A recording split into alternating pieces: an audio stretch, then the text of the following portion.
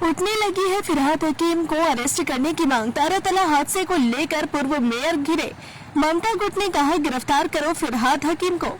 कोलकाता के तारातला में निर्माणाधीन गोदाम ढहने की दर्दनाक घटना के बाद पश्चिम बंगाल की राजनीति में नया और अभूतपूर्व मोड़ आ गया है। टीएमसी के भीतर मचे आंतरिक घमासान के बीच अब खुद ममता बनर्जी के वफादार गुट ने पार्टी के ही वरिष्ठ नेता और केएमसी के पूर्व मेयर फिरहाद हकीम को गिरफ्तार करने की मांग बुलंद की है। विद्रोही गुट में शामिल होने के बाद ममता गुट के निशाने पर हकीम। जी हां, बढ़ती तल्खी की वजह है क्योंकि हाल ही में संपन्न में विधानसभा चुनाव में हार के बाद टीएमसी के भीतर जबरदस्त बगावत देखी जा रही है।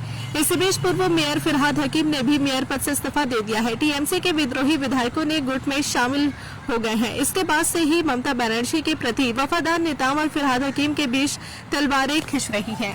तारातला हादसे ने अब अंदरूनी लड़ाई को सड़क पर ला दिया है।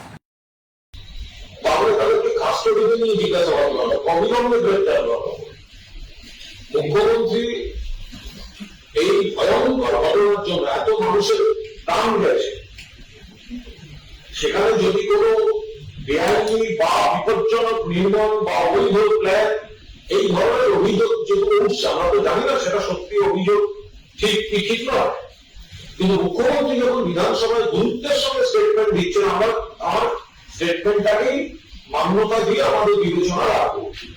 মানে এত বড় ঘটনা যখন হয়েছে, যদি সেখানে কোনো অনৈতিক বা অবৈধ কোনো কিছু সেই জায়গায় হয়ে থাকে, তাদের প্রত্যেকে আমরা গ্রেফতার দাবি করছি। আমরা এটাও সঙ্গে যোগ করছি যে শুধুমাত্র সামনে কয়েকজনকে দেখা যাচ্ছে তাদের কোনো এফআইআর হলো, তাদের গ্রেফতার করে নেওয়া হলো, আর বড়জন যদি পেছনে থাকে তাহলে সেটা শুধু রাজনৈতিক উদ্দেশ্যে বিধানসভায় ব্যবহার করা হলো, সেটা যেন না। যদি প্রাক্তন মেয়র তার কোনো দায় থাকে তাহলে অ্যারেস্ট করা হোক, আর যদি দায় না থাকে তাহলে বিধানসভায় তার নাম তুলে শুধু রাজনৈতিক স্টেটমেন্ট তো ঠিক নয়।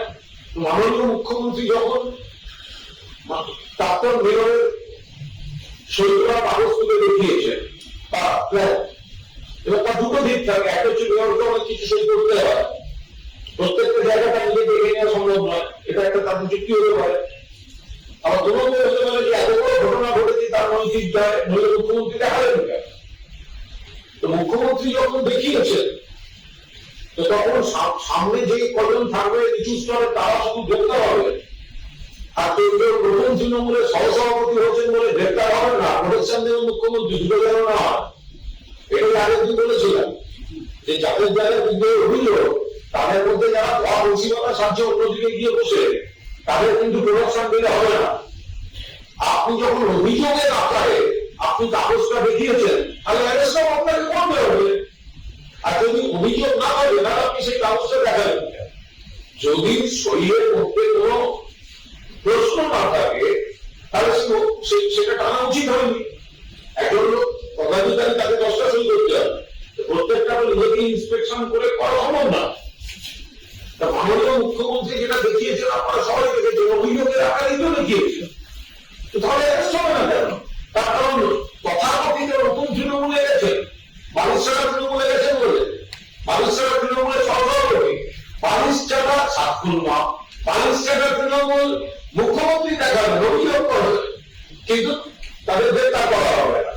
अगर आप अपने बिजनेस, शॉप, कंपनी या सर्विस को ज्यादा कस्टमर तक पहुंचाना चाहते हैं एडवर्टीजमेंट के जरिए, तो आप न्यूज टैग इंडिया और हालात बंगाल से कांटेक्ट करें। फोन नंबर 9831060581 या फिर 8240148182 पर कॉल करें।